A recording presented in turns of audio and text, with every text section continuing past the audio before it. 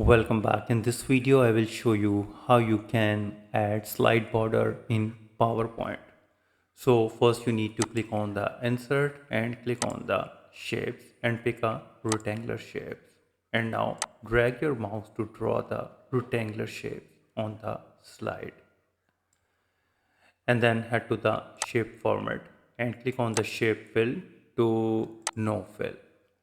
And click on the shape outline and click on the weight and increase the thickness to the 3pt, and again go to the shape outline and click on the color of your choice. Click on the shape effects and give the some shadow as per your choice. If you don't need this title and subtitle box, for this you need to right click outside and click on the layout and change it to blank.